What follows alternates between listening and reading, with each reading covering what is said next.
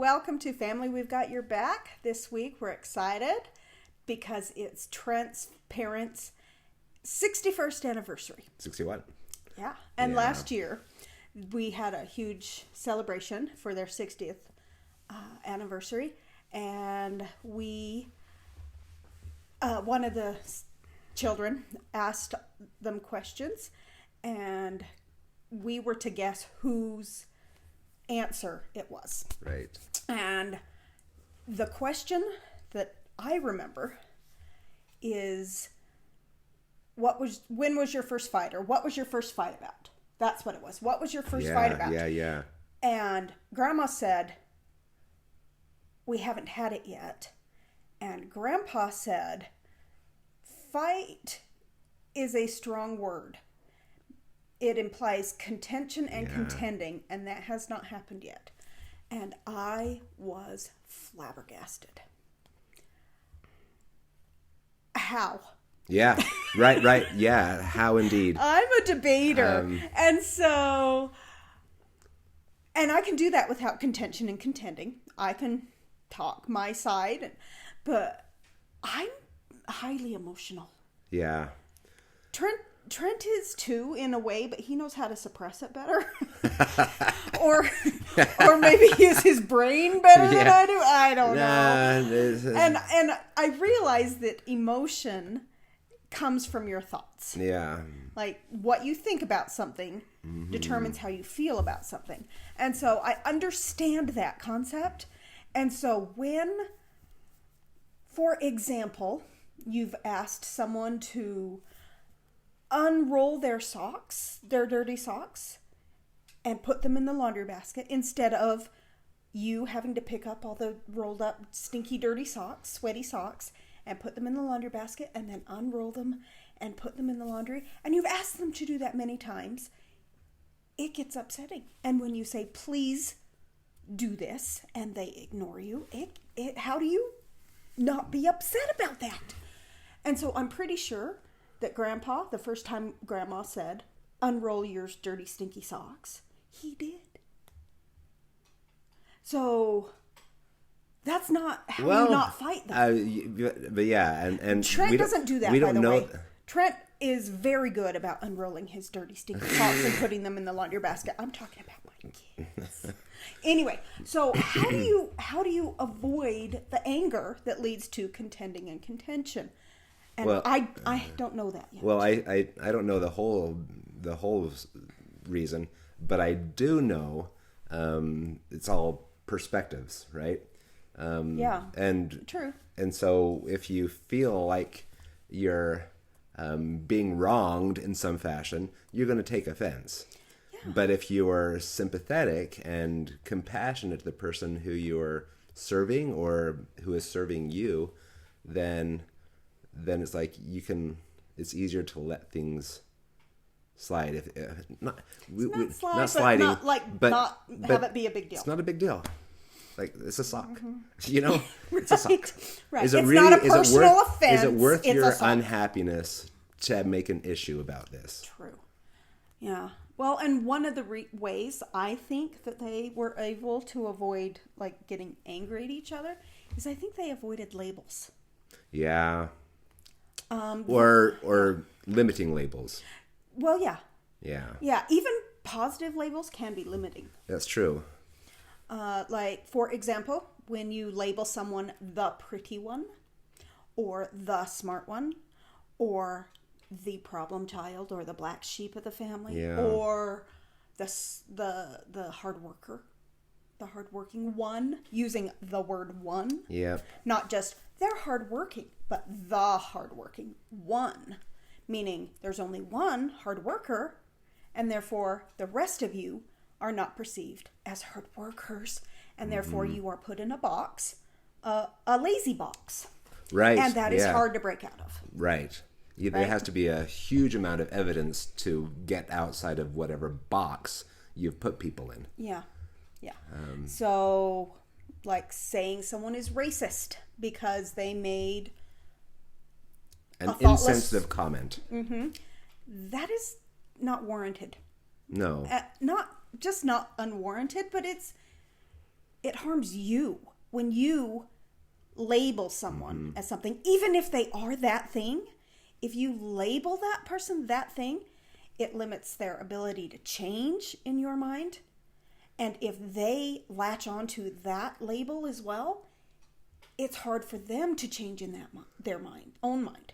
Well, and it makes it harder for you to forgive because Yes. your brain is constantly seeking for affirmations about what labels you have put upon someone. Yes, and so you see the proof You more. see the proof more. And the counter argument, the counter evidence, less. So that's what we're talking about today, actually. Yeah. And thank you, Mom and Dad, for being the great example that you are, so that we can have less contention in our lives and in our hearts about others. That example is amazing, and I really appreciate it in my life. And so, thank you. Yeah, we are lucky. We are. We're very lucky. And so, yeah, we're going to talk about labels today. So the label of husband, the label of wife, that one to me is not limiting. That one is that's uplifting and growth promoting, right. other promoting title.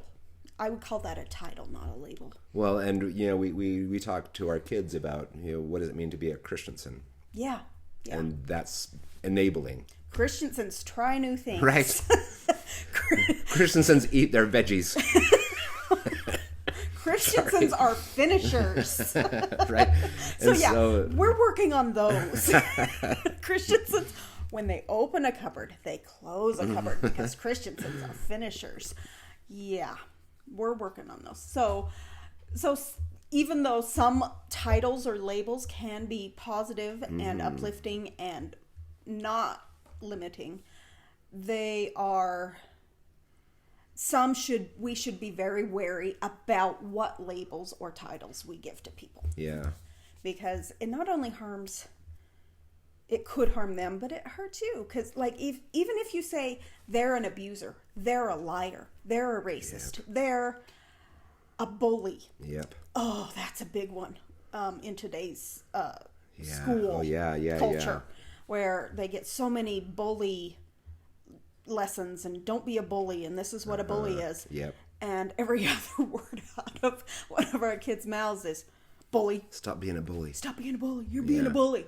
And no, you're just being thoughtless and mean. Well, and like when we were growing up, that was there was still that label. Yeah. But you had to really do something awful to earn that label. You had to be the and now it's just like Scott Farkas and Grover Dill of your school to be labeled a bully. You had to be one. Yeah. Yeah, you had to be that person that was locking the people in the lockers. And beating people up. Like Swirlies. you had, yeah. Sorry. Oh my gosh. And so labeling someone because they were thoughtless and rude. Yeah. A bully is unkind on your part. And you're becoming a bully. Well, and anyway. I am one of the biggest bullies because I ask my kids to do their work in my class. Oh, and I'm awful. I do it every single day. Yeah. I'm an awful One of our person. kids told us we were abusers because we asked her to clean her room. So, yeah, be careful about the unkindness. Yeah. Because it fosters negative thoughts. Yeah. And why do you need negative thoughts? You don't. You don't. You don't. And, we want to promote joy and happiness in your life. And, we think that negative labels, and even sometimes positive labels, but like limiting labels, aren't necessary. So we try to avoid that. Right. Oh, the favorite. Oh, man. That might be a positive label in your mind, but no. So my kids are always like, who's your favorite? And I'm like, I name a kid. Because I'm like, they're my favorite this minute. Can you be my favorite next minute? And that could be actually quite a horrible thing to do too. It could. But it's kind of a depends joke. on your It's a joke in our family because they know I don't have favorites. So it's a joke. Yep. But actually having a favorite like a permanent favorite or, you know, I love all my kids equally. They're all wonderful in their own way, and they all have special things about them that are just so awesome. Yep. And so none of them are my favorite, but I really enjoy the behavior of one sometimes when they do something really awesome. Yeah. That, you know, I can say, I really am pleased with you. Right yeah, now. That doesn't make them my favorite. Yeah, you know? One of the big things that is advocated. That's the right word. That is the right word. In the middle school that I work at is you know, giving plenty of praise and you know, positive behavior is the idea, and so we try to uplift people with these different praises, so they'll think, oh, I can do this. Yeah. And so they're not. Yeah, because 90% of my students, I'm not a math person. You probably think the same thing, right? Well, yeah, I actually do. Yeah, you do. I mean, I think that's maybe not 90%. I'm making up stats on the fly. 90% of statistics are made up on the spot. True. Because that stat is. And so, yeah, it's like they think because they're not a math person that excuses them from trying harder. And so, yeah, it really limits them. It really limits them as to what they can accomplish. And this is we're not talking math here. We're talking life. Yeah, we are talking. And so, anytime that you put the box around, the people are going to recognize that. Everybody is too perceptive. Yes. And so, if you any slight limitation, they're going to put themselves in the box. Yeah, if they don't want to make the effort to not be that. Yeah. Like, it's easy to say I'm not a math person because then you don't have to do your homework. Yeah. So and she has me. Grab that. It's like, Trent, will you come do this for me? Yes, I will. I have a calculator. I can get along in life. Yeah. Anyway, no, not to be like saying that I'm dumb or something. No, not at all. No, it's just numbers aren't my forte, but I did take calculus and stats in college, and they were my worst grades. But